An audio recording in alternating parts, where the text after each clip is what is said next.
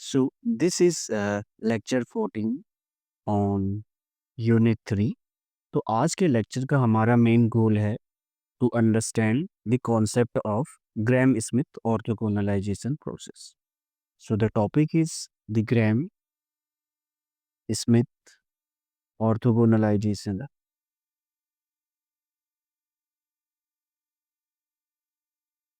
और कई बार हम इसे बोलते हैं ऑर्थो नॉर्मलाइजेशन प्रोसेस। ओके, तो हमने लास्ट लेक्चर्स में इनर प्रोडक्ट्स के बारे में पढ़ा था, and in the first lecture on inner product तब हमने देखा था उसका मोटिवेशन क्या रहता है। बेसिकली इनर प्रोडक्ट करता क्या है, किसी एब्स्ट्रैक्ट वेक्टर स्पेस में जो लेंथ एंड एंगल्स का कॉन्सेप्ट लेके आता है, length and angle between two vectors. Okay, तो लेंथ का कॉन्सेप्ट तो हमने लास्ट लेक्चर में देख लिया है।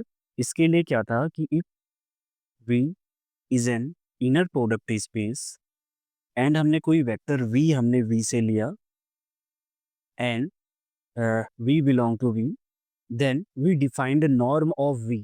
हमने कैसे डिफाइन किया था, square root of v comma v। और यही नॉर्म क्या करता है, बेसिकली लेंथ बताता है एक वेक्टर की। बट ये वाला टॉपिक हम देखे नहीं थे, angle between two vectors. And जो इनर प्रोडक्ट की हेल्प से हम किन्हीं भी दो वेक्टर के बीच में एंगल की बात भी कर सकते हैं। ये वाला जो फॉर्मूला है एंगल बिटवीन टू वेक्टर से सिलेबस का पार्ट नहीं है, बट ये ग्राम स्मिथ ऑर्थोगोनलाइजेशन में समहाउ यूज हो सकता है। ओके, तो एंगल बिटवीन टू वेक्टर्स हम कैसे निकालते हैं कि if v and w are two vectors in the vector space v, then the angle between them, उसका फॉर्मूला क्या रहता है, inner product of v comma w divided by norm of v times norm of w। तो इस तरीके से हम angle भी कंप्यूट कर सकते हैं। ओके, और इस एंगल को नोशन का हम यूज करेंगे to define two orthogonal and orthonormal vectors. Okay, so the first definition in this direction that we have is of orthogonal vectors. Orthogonal vectors, तो इसके लिए हम यही सेटअप लेके चलेंगे कि हम एक इनर प्रोडक्ट स्पेस में हैं। Now let V be a real inner product space, real inner product space. Two vectors u and v in V are called orthogonal, are called orthogonal। उन्हें हम ऑर्थोगोनल कहते हैं if inner product of u comma v क्या हो, zero हो। For example, हमें पता है कि v इक्वल टू R3 एक इनर प्रोडक्ट स्पेस रहता है जहाँ पे जो स्टैंडर्ड इनर प्रोडक्ट रहता है that is the dot product A2 B2 comma C2। तो जो डॉट प्रोडक्ट रहता है यहाँ पे वो है स्टैंडर्ड इनर प्रोडक्ट। ओके, अब क्वेश्चन है कि सपोज एक वेक्टर हमने u ले लिया दैट इज 1 1 0 और दूसरा वेक्टर हमने v ले लिया 0 0 1, और क्वेश्चन है कि are these two vectors orthogonal, are these vectors orthogonal. तो अगर हमें ऑर्थोगोनैलिटी अगर हमें चेक करनी है तो हमें क्या करना होगा, we have to compute the inner product of u comma v। अब पहला वेक्टर u क्या है 1 1 0, दूसरा वेक्टर है 0 0 1, और इनर प्रोडक्ट का रूल हमें मेंशन होगा। ओके, तो in this case inner product क्या आएगा 1 0 1 डॉट 0 0 डॉट 1 क्या आ गया 0। अब इन दो वेक्टर का इनर प्रोडक्ट 0 आ गया, so therefore u and v are orthogonal. Okay, हैं सपोज v इक्वल टू हम लेते हैं p2r, the set of all polynomials with real coefficients and have degree at most 2। अब यहाँ पे अगर मैं दो पॉलिनोमियल कोई भी लूँ p और q, तो इनर प्रोडक्ट फंक्शन कैसे डिफाइन है, -1 to 1 pt qt and dt। अब हमारे पास यहाँ पे एक वेक्टर हमें दे रखा है 1 और दूसरा वेक्टर हमें दे रखा है t। तो ये दो एलिमेंट हैं द वेक्टर स्पेस V के। तो क्वेश्चन वही है कि आर दीज वेक्टर्स ऑर्थोगोनल। तो अगर हमें ऑर्थोगोनैलिटी अगर हमें चेक करनी है तो हमें क्या करना होगा, इनर प्रोडक्ट कंप्यूट करना होगा। तो inner product of u comma v हम कंप्यूट करते हैं 1 कॉमा t। अब हमारे पास यहाँ पे इनर प्रोडक्ट का फॉर्मूला दे रखा है, तो हम सब्स्टिट्यूट करेंगे। -1 to 1, P था 1, Q था T, dt। तो हमारे पास इंटीग्रेशन किसका आया? T dt। अगर T का कंप्यूट करेंगे तो T²/2 -1 to 1 सब्स्टिट्यूट किया, लिमिट तुमने निकाली तो आंसर आएगा 0। So therefore U and V are orthogonal. Okay. अब कई बार ये वाला ऑर्थोगोनैलिटी, ये कंडीशन हेल्पफुल हमारे पास कब रहती है? जैसे तुमने सिंगुलर वैल्यू डिकम्पोजिशन अगर तुमने पढ़ लिया है, तो तुमने वहाँ पे देखा होगा, हम लोगों ने स्टेप 6 में हमें कुछ वेक्टर्स चाहिए थे जो पहले के ऑर्थोनॉर्मल हो। तो सपोज हमारे पास वहाँ पे एक मैट्रिक्स U थी, जिसका पहला कॉलम था U1, दूसरा कॉलम था U2। अब सपोज हमें U1 के बारे में ही इंफॉर्मेशन है। सपोज U1 है 1,1। ओके। वहाँ पे तो बेसिकली उसका नॉर्म भी 1 होता था, बट मैं वो कंसीडर नहीं कर रहा हूँ। अब हमें वहाँ पे क्या करना रहता था? हमें एक वेक्टर U2 फाइंड करना रहता था जो इसके ऑर्थोगोनल हो और उसका नॉर्म 1 हो। तो हम क्या करते हैं, अगर क्वेश्चन यहाँ पे क्या है, find a vector U2 that is orthogonal to U1, that is orthogonal to U1। तो बहुत स्टूडेंट्स को हो सकता है ये डायरेक्टली दिखे, बट जिसे नहीं दिख रहा है, हम क्या करेंगे, बेसिकली ये एलिमेंट कहाँ पे है? 1,1। This is an element in R2। तो हम एक जनरल एलिमेंट लेके चलेंगे A, B belong to R2। And अगर ये ऑर्थोगोनल है A1,1 का, तो इनका इनर प्रोडक्ट क्या आना चाहिए? 0। तो इनर प्रोडक्ट तो यहाँ पे डॉट प्रोडक्ट ही है, B times 1 equal to 0। So A equal to -B होना चाहिए। तो यहाँ से हमें पता चलता है कि अगर कोई एलिमेंट 1,1 के ऑर्थोगोनल है, तो उसके पहले और दूसरे कंपोनेंट में ये रिलेशन होना चाहिए। तो अगर मैं b की वैल्यू सपोज हम 1 ले लेते हैं, तो a क्या आएगा? -1। तो तुम यहाँ से चेक कर सकते हो कि -1,1 इज ऑर्थोगोनल टू 1,1। तो इस तरीके से तुम्हें ये बहुत हेल्पफुल रहता है टू फाइंड सम वेक्टर्स जो पहले वाले के ऑर्थोगोनल हो। इसी डायरेक्शन पे अगर हम जस्ट एक और एग्जांपल करें, सपोज हमारे पास एक मैट्रिक्स थी U, जिसका पहला कॉलम हमें दे रखा है U1, दूसरा कॉलम है U2 एंड हमें एक थर्ड कॉलम हमें U3 हमें फाइंड करना है। ओके। तो हमें गिवन क्या है? हमें U1 हमें दे रखा है 1,1,0, U2 हमें गिवन दे रखा है 0,1,1। तो हमारा क्वेश्चन क्या है कि find a vector U3, find a vector U3 in R3 that is orthogonal to, that is orthogonal to both U1 and U2। तो हम क्या करेंगे? तो अगर तुम इसे मैट्रिक्स की लैंग्वेज में नहीं समझना चाहते हो, तो जस्ट इतने क्वेश्चन पे फोकस कर सकते हो। बट अगर तुम इसे सिंगुलर वैल्यू के डिकम्पोजिशन के पर्पज से देखना चाहते हो, तब तुम एक मैट्रिक्स भी कंसिडर कर सकते हो। तो अब हम क्या करते हैं, अगर मुझे एक वेक्टर R3 में फाइंड करना है जो ऑर्थोगोनल है, तो हम एक जनरल एलिमेंट लेके चलते हैं।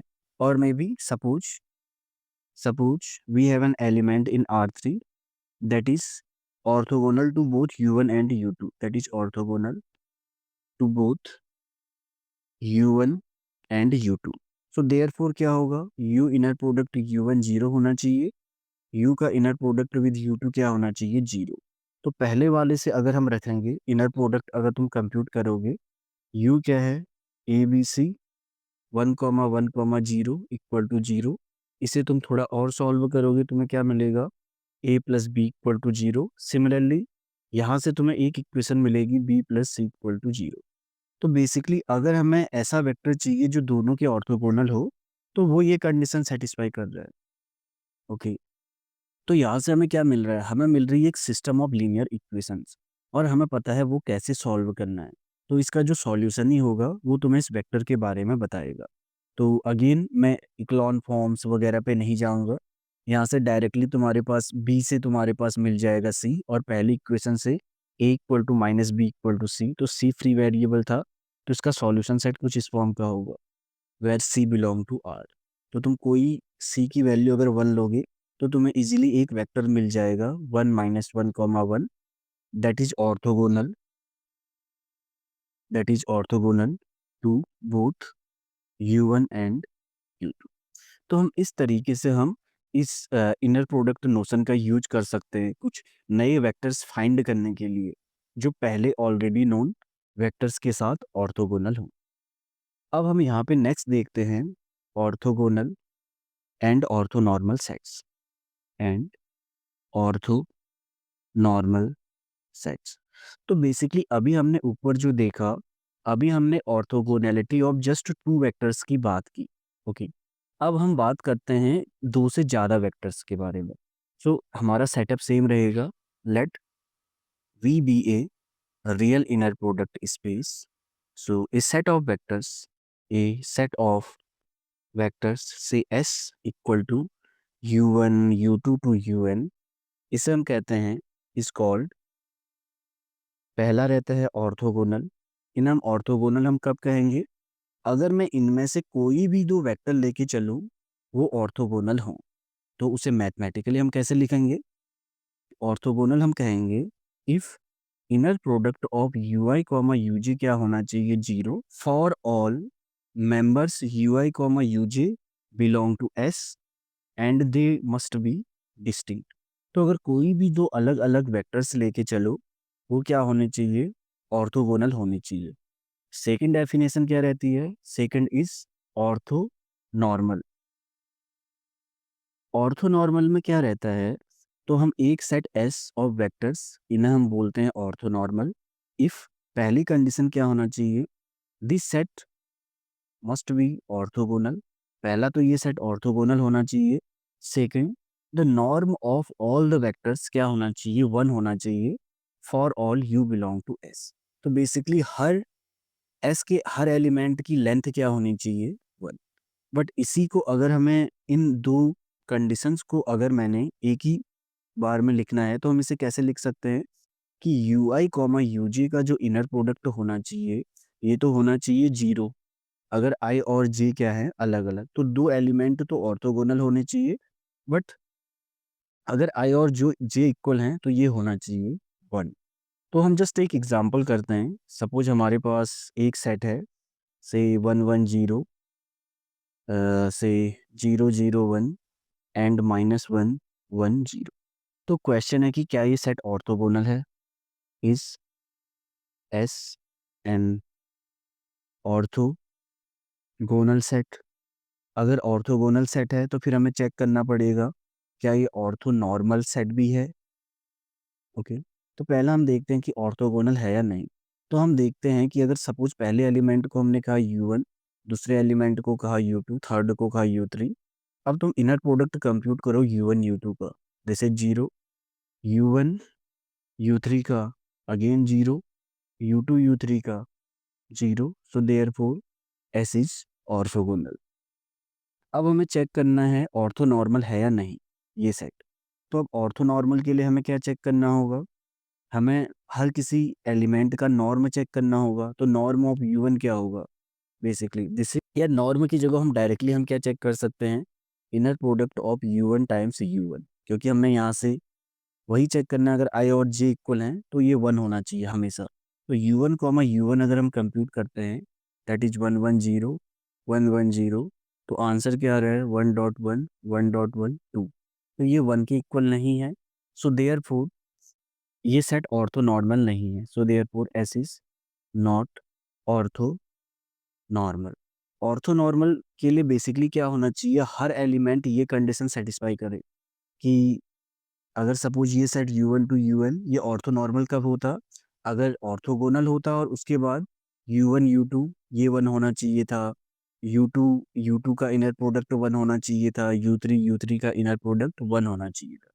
तो ये सेट ऑर्थोनॉर्मल नहीं है। बट हम क्या कर सकते हैं? इस सेट को एक ऑर्थोनॉर्मल सेट हम बना सकते हैं। Converting an orthogonal set. But इस सेट में जरूरी क्या है? नॉन जीरो वेक्टर होने चाहिए। Consisting of non zero vectors into an orthonormal set. तो किसी एक ऑर्थोगोनल सेट को तुम ऑर्थोनॉर्मल में कैसे कन्वर्ट कर सकते हो? उसके लिए हमें ये पता होना चाहिए if u is in V is a non-zero vector, then अगर हम u को नॉर्म ऑफ u से डिवाइड कर देंगे इज ए यूनिट वेक्टर। तो अगर हम किसी भी वेक्टर को उसके नॉर्म से डिवाइड कर दें तो वो बन जाता है यूनिट वेक्टर। नॉर्म क्या रहता है? नॉर्म रहता है square root of inner product of u comma u. तुम ये चेक कर सकते हो ऐसा बेसिकली होता क्यों है। अगर W यूनिट वेक्टर है तो W टाइम्स W क्या होना चाहिए था? 1। अब W क्या आ रहा है? U by norm of U by norm of U। अब नॉर्म तो क्या रहता है बेसिकली? ये तो एक रियल नंबर है, तो इनर प्रोडक्ट की प्रॉपर्टी से पहले कंपोनेंट से भी स्केलर बाहर आ जाएगा, दूसरे कंपोनेंट से भी स्केलर बाहर आ जाएगा, और अंदर क्या रहेगा? Just U times U। But inner product की प्रॉपर्टी से यहाँ से इस फॉर्मूले के हिसाब से क्या आ रहा है? जस्ट जो inner product U comma U है, ये तो है नॉर्म ऑफ U स्क्वायर। तो हमारे पास क्या है? 1/, norm of U times norm of U, और ऊपर है नॉर्म ऑफ U स्क्वायर। तो ये कितना आ गया? 1। तो कोई भी नॉन जीरो वेक्टर है, उसे हम उसके नॉर्म से डिवाइड कर दें तो वो बन जाता है यूनिट वेक्टर। तो हम इसी फैक्ट का यूज करते हैं to convert an orthogonal to an orthonormal set. तो नाउ कंसीडर एक orthogonal set S equal to U1 U2 to UN। एक ऑर्थोगोनल सेट है। Consider an orthogonal set, and ये कंडीशन बहुत जरूरी है कि सारे वेक्टर नॉन जीरो होने चाहिए, and UI is non zero for all I, कि इस सेट में सारे एलिमेंट नॉन जीरो हैं। तो तब हम क्या कर सकते हैं? इस सेट को एक ऑर्थोनॉर्मल में कन्वर्ट कर सकते हैं। तो ऑर्थोनॉर्मल में हम कैसे कन्वर्ट करते हैं? हर वेक्टर को उसके नॉर्म से डिवाइड कर देंगे, U2 को भी उसके नॉर्म से, एंड UN को भी उसके नॉर्म से। So this set is an orthonormal set. ये तुम चेक कर सकते हो, क्योंकि अब यहाँ पे हर वेक्टर का नॉर्म क्या है? वो लेंथ 1 है, एंड कोई भी दो वेक्टर ऑर्थोगोनल मिलेंगे तुम्हें, तुम चेक कर सकते हो। Okay. तो कई बार ग्राहम स्मिथ ऑर्थोगोनलाइजेशन प्रोसेस में तुम्हें ऑर्थोनॉर्मल सेट बोलेंगे। तो अगर हमने एक ऑर्थोगोनल सेट हमने कंप्यूट कर लिया है, तो उसमें क्या करना है? तुम्हें हर वेक्टर को उसके नॉर्म से डिवाइड कर देना है, तो तब तुम्हें मिलेगा ऑर्थोनॉर्मल सेट। तो जस्ट एक एग्जांपल के लिए, सपोज हमारे पास ये सेट था 1 1 0 0 0 1। अब हमें पता था ये ऑर्थोनॉर्मल तो नहीं है, क्योंकि इसका नॉर्म क्या है? 1 नहीं है। तो हम इसको कैसे कन्वर्ट करेंगे? पहले वेक्टर को उसके नॉर्म से, तो पहले का नॉर्म क्या आएगा? √2। तुम ये कंप्यूट करना, दूसरे का तो ऑलरेडी 1 है, 0 0 1। तो हमारे पास जो ये सेट आ रहा है 1/√2 1/√2 कॉमा 0 एंड 0 0 1, तो ये नया सेट क्या है? This is an orthonormal set. Okay, so next we will discuss our main topic, that is Graham-Smith orthogonalization process. So now we will discuss our main topic, that is the Graham-Smith orthogonalization or orthonormalization process. तो basically इस process में होता क्या है कि अगर हमें एक इनर प्रोडक्ट स्पेस गिवन है, so now let V be a real inner product space. तो एक ग्राहम स्मिथ ऑर्थोगोनलाइजेशन प्रोसेस करता क्या है कि अगर तुम्हें कोई भी बेसिस दे रखी है, ओके, वेक्टर स्पेस की, तो हमें पता है ये जरूरी नहीं है ऑर्थोगोनल सेट होगा। तो ये प्रोसेस क्या करता है, ग्राहम स्मिथ ऑर्थोगोनलाइजेशन प्रोसेस, ये इसे एक दूसरी बेसिस बीटा डेस में कन्वर्ट कर देता है, जिसमें सेम नंबर ऑफ एलिमेंट्स रहते हैं। तो ये प्रोसेस करता क्या है? तो ये जो नया सेट बीटा डेस आता है, ये रहता है ऑर्थोगोनल। ओके, बट कई बार ग्राहम स्मिथ प्रोसेस ऑर्थोगोनलाइजेशन प्रोसेस हमें का यूज हम करते हैं ऑर्थोनॉर्मल बेसिस निकालने के लिए। तो अब हमने यहाँ से वो प्रोसेस कैसे रहता है, अगर बीटा डेस हमारे पास ऑर्थोगोनल हमें बेसिस मिल गई है, तो हम क्या करते हैं? बीटा डेस के हर एलिमेंट को उसके नॉर्म से डिवाइड कर देते हैं, W1 W2 by norm of W2 and so on WN by norm of WN। तो ये प्रोसेस हमारे पास, ये स्टेप किसके लिए रहता है? ऑर्थो नॉर्मल कंप्यूट करने के लिए। ओके, तो इस तरीके से ग्राहम स्मिथ ऑर्थोगोनलाइजेशन प्रोसेस का हम यूज करके हम ऑर्थोगोनल बेसिस भी कंप्यूट कर सकते हैं एंड ऑर्थो नॉर्मल बेसिस भी कंप्यूट कर सकते हैं। अब बट यहाँ पे क्वेश्चन है कि यहाँ पे W1 W2 टू WN क्या है? तो हम यही डिस्कस करेंगे। Okay, so now let beta equal to V1 to Vn be a basis of the inner product space V. So the Gram-Schmidt orthogonalization process, the Gram-Schmidt orthogonalization process converts the basis beta into an orthogonal basis beta dash, जिसके element रहते हैं W1 to Wn, orthogonal basis of P, where जहाँ पे पहला element W1 क्या रहता है, ये तो सेम रहता है V1 की तरह। W2 क्या रहता है, W2 हम कंप्यूट करते हैं, क्योंकि अब W2 हमें क्या चाहिए, W1 के ऑर्थोगोनल, तो इसे कंप्यूट करने के लिए हम क्या करते हैं, V2 में से minus some scalar times W1। अब ये स्केलर कैसे हम निकालते हैं, इसके लिए हम V2 का इनर प्रोडक्ट लेते हैं W1 के साथ, डिवाइडेड बाई W1 का खुद के साथ इनर प्रोडक्ट। तो इस तरीके से हमने W2 निकाला। अब W3 के लिए हम क्या करते हैं, V3 में से कुछ स्केलर माइनस W1 माइनस कुछ स्केलर टाइम्स W2। अब ये स्केलर हम कैसे निकालते हैं, इसके लिए जैसे प्रोसेस में तुमने देखा होगा, V3 को W1 से मल्टीप्लाई करो डिवाइडेड बाई W1 का नॉर्म, और यहाँ पे क्या रहता है, V3 को W2 से इनर प्रोडक्ट रहेगा और W2 का नॉर्म डिनोमिनेटर में। ऐसे ही हम W4 भी निकाल सकते हैं, V4 minus some scalar times W1 minus some scalar times W2 minus some scalar times W3। तो अब तुमने गेस कर लिया होगा ये कोएफिशिएंट क्या रहेगा, V4 W1 by W1 W1 second V4 W2 times W2 W2 माइ टाइम्स W2 यहाँ पे है हमारे पास 2 माइनस V4 का इनर प्रोडक्ट W3 के साथ डिवाइडेड बाई W3 का इनर प्रोडक्ट खुद के साथ टाइम्स W3। एंड इस तरीके से हम कंटिन्यू करते रहते हैं। तो nth वाला हमारे पास क्या आता है, Vn minus some scalar times W1 minus some scalar times W2 and so on minus some scalar times n minus 1 term. अब इसका स्केलर कोएफिशिएंट क्या रहेगा, स्केलर वाला Vn का W1 के साथ डिवाइडेड बाई W1 का खुद के साथ इनर प्रोडक्ट, Vn का W2 के साथ डिवाइडेड बाई W2 का इनर प्रोडक्ट खुद के साथ, Vn का इनर प्रोडक्ट Wn माइनस 1 के साथ, Wn माइनस 1 का इनर प्रोडक्ट खुद के साथ। तो इस तरीके से जो ये हमारे पास नए वेक्टर्स आते हैं, जैसे हमने यहाँ पे W1 कंप्यूट किया, W2, W3 से लेकर W1, अगर हम इस प्रोसेस से जो हमें ये नए वेक्टर आते हैं, तो ये क्या करते हैं, ये एक ऑर्थोगोनल बेसिस बनाते हैं V का। बट अगर एग्जाम में कई बार क्वेश्चन तुम्हें आया है ऑर्थो नॉर्मल बेसिस का, तो उसके लिए हमें क्या करना है, हमें जस्ट एक स्टेप आगे जाना है।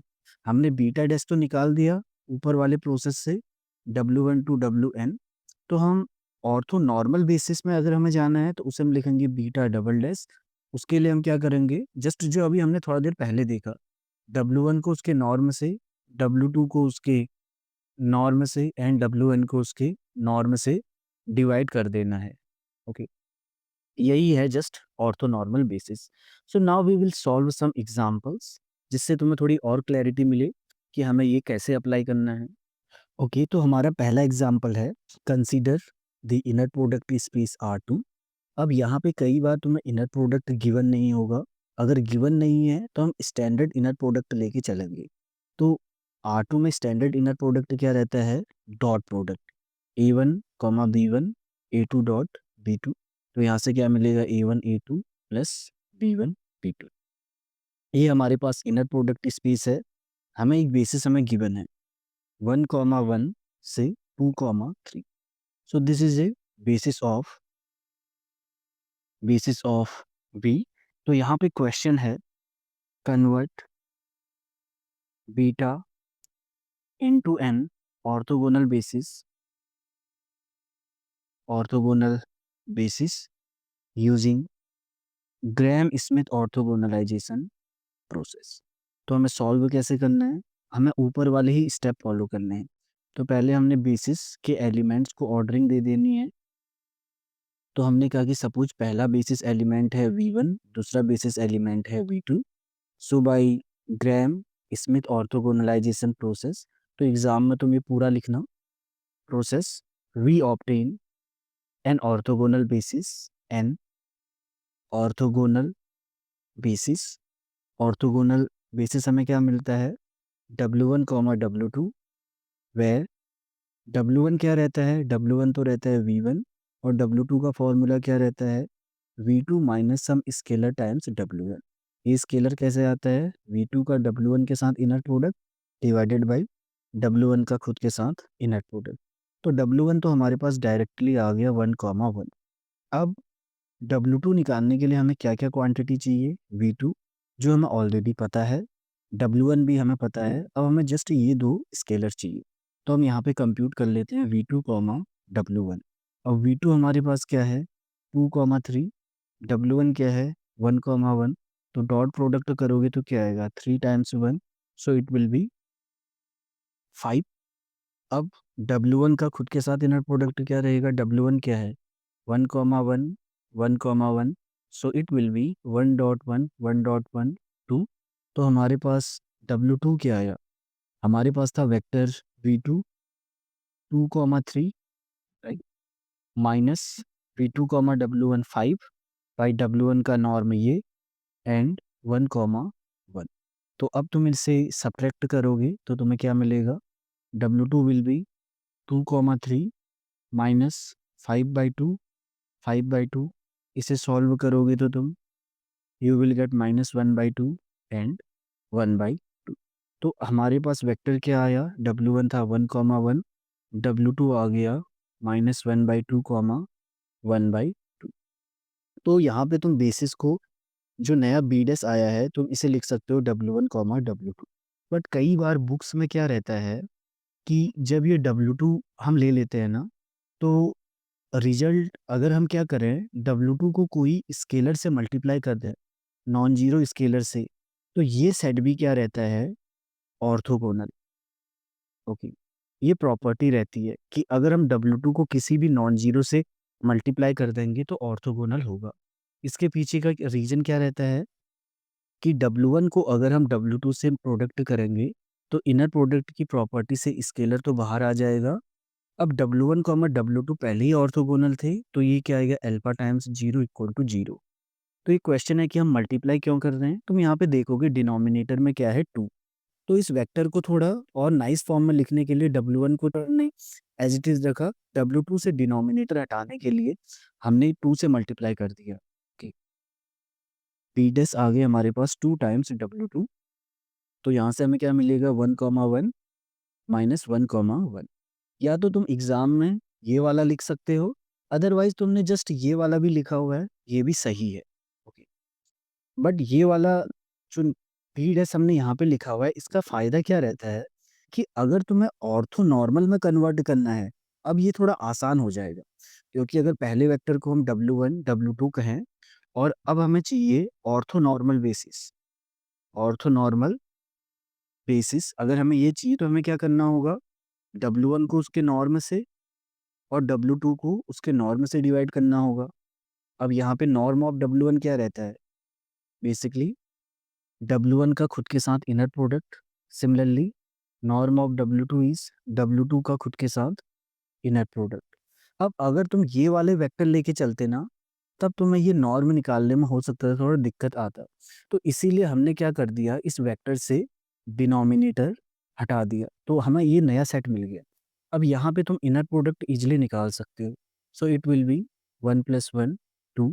ये इनर प्रोडक्ट मैं डायरेक्ट लिख रहा हूँ। ओके, ये तुम सॉल्व करना, ऐसा नहीं है कि इसका पहला कंपोनेंट W1 का 1 है दूसरे का 1 है तो हमने 1 + 1 कर दिया।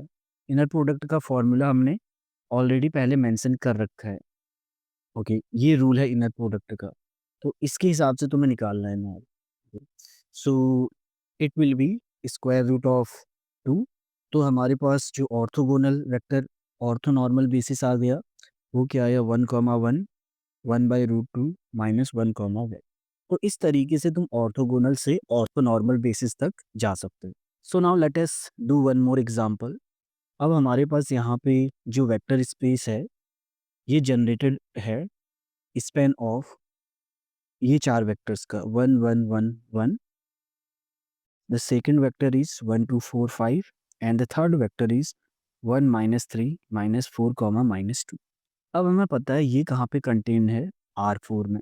और R4 में हमें इनर प्रोडक्ट का रूल भी पता है कि A1 A2 A3 A4। अगर पहला वेक्टर ये है, दूसरा vector B1 B2 B3 B4 है, तो इनका इनर प्रोडक्ट क्या आता है, A1 dot B1 A2 dot B2 A3 times B3 A4 times B4।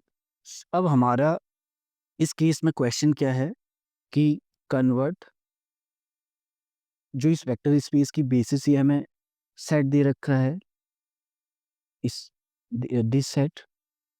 So convert the basis of V into an orthogonal basis using Gram-Smith orthogonalization process।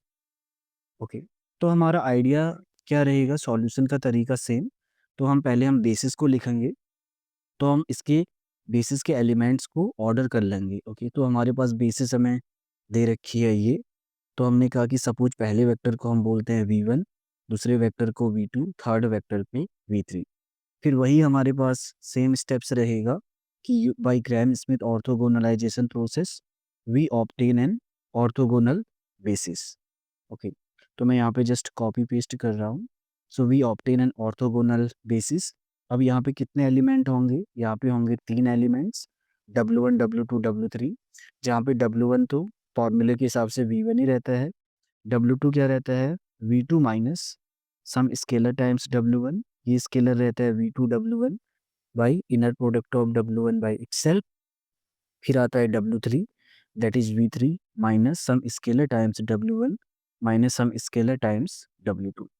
ये रहेगा V3 W1 का inner product divided by inner product of W1 with itself V3 W2 और W2 का खुद के साथ inner product. Okay, तो हमारे पास W1 तो डायरेक्टली आ गया, जो पहला वेक्टर है 1 1 1 1। अब W2 निकालने के लिए हमें क्या चाहिए, V2 हमें ऑलरेडी नोन है, हमें ये स्केलर क्वांटिटी हमें चाहिए होंगी। तो मैं जस्ट कुछ क्वांटिटी कंप्यूट करके बताता हूँ। तो V2 कॉमा W1 क्या रहेगा, V2 हमारे पास है वेक्टर 1 2 4 5 एंड W1 है 1 कॉमा 1 कॉमा 1 कॉमा 1। इन दोनों का inner product 1 times 1 2 times 1 4 times 1 plus 5 times 1, so it will B 12। ये आ गया V2 W1। अब हमें W1 के साथ इनर प्रोडक्ट चाहिए। अब तुम ये कंप्यूट करना, तो ये आ रहा है 4। तो यहाँ से हमारे पास क्या मिल जाएगा, W2 ये आएगा V2 minus 12/4 times W1। V2 हमने वेक्टर लिख दिया 1 2 4 5 माइनस 3 टाइम्स W1 क्या है 1 1 1 1। सो हमारे पास W2 जो वेक्टर मिला दिस इज -2 -1 1 कॉमा 2। तो इस तरीके से हमने W2 कंप्यूट कर लिया। अब अगर हमें W3 हमें चाहिए, तो मैं डायरेक्टली जो ये स्केलर्स कंप्यूट कर रखे हैं, तो मैं यहाँ पे डायरेक्टली लिख रहा हूँ। और ये तुम्हारे लिए एक्सरसाइज है। Okay, -2 minus -8/4 times W1 minus -7/10 times W2। Okay, ये आएंगे तुम्हारे स्केलर्स। तो यहाँ से हमें क्या मिल रहा है, -3 -4 comma -2 plus 2 times we have this vector 1 comma 1 plus 7/10 times -2 -1 1 comma 2। इसे सॉल्व करोगे तो तुम्हें क्या मिलेगा, 8/5 -17/10 -13/10 कॉमा 7/5। ओके, तो इस तरीके से हमारे पास एक ऑर्थोगोनल बेसिस आ गई, जिसके वेक्टर W1 क्या है, ये वाला, W2 क्या है -1 1 कॉमा 2 और W3 क्या है 8/5 -17/10 -13/10 एंड 7/5। ओके, अब तुम चाहते हो तो इस वेक्टर को एक ऐसे नंबर से मल्टीप्लाई करो कि डिनोमिनेटर पूरा क्या हो जाए, एलिमिनेट हो जाए।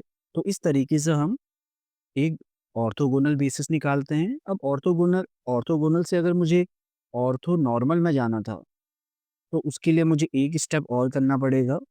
हर किसी वेक्टर को उसके नॉर्म से डिवाइड करना होगा। Okay, W2 by norm of W2 and W3 by norm of W3। तो कई बार एग्जाम में हो सकता है कि तुम्हें सिर्फ ऑर्थोगोनल ही पूछे। अगर ऑर्थो नॉर्मल है तो तुम एक स्टेप और फॉलो कर सकते हो। सो now let us do one more example. अब हमारे पास V हमें दे रखा है P2R। So this is the set of all polynomials with real coefficient, और ये एक ही वेरिएबल में है, end of degree at most 2। अब यहाँ पे इसके हमारे पास एक बेसिस दे रखा है 1 t square. So this is a basis of V। अब हमें यहाँ पे एक इनर प्रोडक्ट भी डिफाइन दे रखा है कि अगर P और Q दो पॉलिनॉमियल हैं तो इनका इनर प्रोडक्ट क्या रहता है, -1 to 1 PT QT DT। तो क्वेश्चन है कि convert beta into n orthogonal basis using Gram Schmidt orthogonalization process. तो ये तुम्हारे वर्कशीट आई थिंक 4 का एक क्वेश्चन है। तो वहाँ पे हो सकता है लिखा हुआ हो ऑर्थोगोनल की जगह ऑर्थो नॉर्मल। तो अभी हमने जैसे जैसे ऊपर देखा है, पहले हम ऑर्थोगोनल स्टेप तक जाएंगे, फिर हर वेक्टर को उसके नॉर्म से डिवाइड कर देंगे, तो ऑर्थो नॉर्मल हमें मिल जाएगा। सो द सॉल्यूशन इज, पहले हम बेसिस को हम क्या करेंगे, 1 t स्क्वायर जो ये दे रखा है इनको ऑर्डर्ड वे में लिख लेंगे, पहले को V1, दूसरे को V2, थर्ड को V3। ओके, फिर हमारा वही रहेगा कि by Gram Schmidt orthogonalization process we obtain a orthogonal basis, जहाँ पे वेक्टर क्या रहते हैं W1 W2 W3। अगेन तुम्हें फॉर्मूले याद होने चाहिए। W1 क्या रहता है V1, तो वो आ गया 1। W2 क्या रहता है V2 माइनस V2 का inner product with W1 divided by inner product of W1 times W1। और W3 क्या रहता है V3 minus some scalar times W1 minus some scalar times W2। और ये रहता है V3 lower I product W1 with itself V3 W2 divided by inner product of dot with its times. Just मैं एक का बता देता हूँ, V2 टाइम्स और करोगे तो V2 हमारे पास क्या है T, W क्या है 1 का इनर प्रोडक्ट का द तेरह या कैसे डिफाइन। तो हमने यहाँ पे सब्स्टिट्यूट कर दिया -1 to 1 T टाइम्स 1 T, तो ये क्या आ गया T स्क्वायर बाई 2 -1 to 1। अब अगर तुम यहाँ पे लिमिट सब्स्टिट्यूट करोगे यू विल क्या बाई 2 माइनस बाई 2 0। ओके, तो कैलकुलेशन में तुम थोड़ा ध्यान रखना। तो हमें क्या पता चला, ये एंट्री तो ऊपर वाला तो आ गया 0, और डिनोमिनेटर कुछ ना कुछ नॉन जीरो होगा, तो ये क्या बनेगा कुछ V2 माइनस 0 टाइम्स W1 बन जाएगा। तो यहाँ से W2 हमारे पास क्या आ गया T। ओके, तो हमने W1 कंप्यूट कर लिया, W2 कंप्यूट कर लिया। अब W3 हमारे पास बचा है। W3 के लिए हमें ये इनर प्रोडक्ट कंप्यूट करने हैं, तो हम कंप्यूट करते हैं V3 का W1 के साथ क्या आएगा। V3 क्या है T स्क्वायर है, W1 है 1, so integration -1 to 1 T square times 1 dt। T square का कितना आएगा बाई 3 -1 to 1। अब तुम यहाँ पे लिमिट रखोगे, सो यू विल गेट 2/3। इसे हमें किससे डिवाइड करना था, W1 के इनर प्रोडक्ट, सो W1 टाइम्स W1 कंप्यूट करोगे तो 1, 1 -1 to 1 dt, ये कितना आ गया 2। अब V3 का हमें W2 के साथ हमें करना है। V3 क्या है T स्क्वायर, W2 है T, इंटीग्रेशन करोगे -1 to 1 T square T dt। तो T क्यूब का integration T power 4/4 -1 to 1, limit रखोगे तो 0। तो हमें पता चला ये वाली टर्म तो ऑलरेडी 0 हो गई, डिनोमिनेटर में नॉन जीरो होगा। तो ये किस टाइप का आया था expression, minus some scalar times W1 minus 0 times W2। Okay, तो W3 हमारे पास आ रहा है V3 is T square minus V3 का W1 के साथ inner product divided by W1 का norm times W1 is minus times T minus V3। तो इस तरीके से हमारी एक ऑर्थोगोनल बेसिस मिल गई है 1 टी टी स्क्वायर माइनस 1/3। ये है ऑर्थोगोनल बेसिस। अब अगर तुम्हें क्वेश्चन पूछा है तो नॉर्मल क्या होगा, तो उसके लिए हमें क्या करना है, क्या डबल डैश W1 को उसके नॉर्म से डिवाइड कर देना है, W2 को उसके नॉर्म से डिवाइड कर देना है, W3 को उसके नॉर्म से डिवाइड कर। नॉर्म का फॉर्मूला हमें ऑलरेडी पता है। W1 का नॉर्म क्या होगा, square root of inner product of W1 times W1। W2 का क्या रहेगा, square root of inner product of W2 times W2। Similarly W3 का नॉर्म हमें आइडिया है, W3 कॉमा W3। ये तो हम वर्कशीट का एक और क्वेश्चन कर रहे हैं। सो वर्कशीट 4 का क्वेश्चन नंबर 8। ओके, तो इस केस में भी हमें ग्राम स्मिथ प्रोसेस का यूज करना है और हमें कंप्यूट करना है ऑर्थोनॉर्मल बेसिस। अब हमें एक स्पेस की बेसिस हमारे पास क्या दे रखा है, ये वेक्टर है 1 माइनस 1 माइनस 1 1। दूसरा वेक्टर है 1 1 1 1। ये हमारे पास क्या दे रखा है, this is a basis of A two dimensional subspace of V, the set of all 2x2 matrices over R इसकी बेसिस है।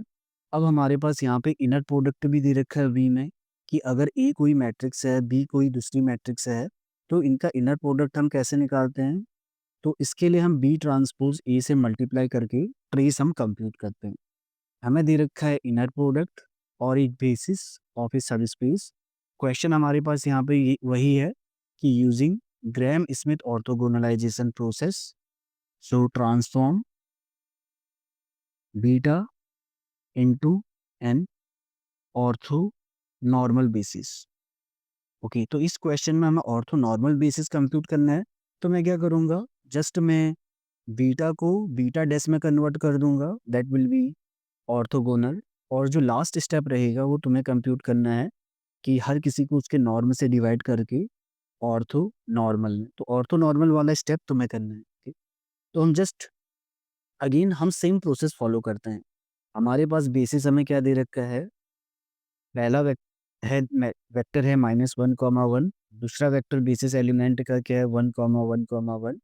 तो हम पहले वेक्टर को बोलेंगे V1, दूसरे वेक्टर को बोलेंगे V2। अब अगेन हमारे पास सेम प्रोसेस से by Gram Schmidt orthogonalization process we obtain an orthogonal basis. अब यहाँ पे दो ही एलिमेंट थे, तो W1 कॉमा W2। W1 क्या आएगा, V1। हमारे पास सेम मैट्रिक्स आ गई 1 माइनस 1 माइनस 1 1। W2 क्या रहता है, V2 माइनस सब स्केलर टाइम्स W1। ये स्केलर क्या रहता है, V2 W1 divided by inner product of W1 times W1। तो अब हम कंप्यूट करते हैं V2 टाइम्स W1। तो हम देखते हैं कि इनर प्रोडक्ट का फॉर्मूला क्या है। हमारे पास यहाँ पे ये दे रखा है कि अगर A और B हैं तो इनर प्रोडक्ट क्या करता है, B ट्रांसपोज E का हम ट्रेस कंप्यूट करते हैं। तो इस फॉर्मूले के हिसाब से हमारे पास क्या आएगा, ट्रेस ऑफ द फॉर्मूला। तो हम पहले कंप्यूट कर देते हैं कि ट्रांसपोज क्या है। W1 का ट्रांसपोज अगर हम लेंगे तो ये तो सिमेट्रिक मैट्रिक्स दिख रही है, तो ये एज इट इज आ जाएगा 1 माइनस 1 माइनस 1 1।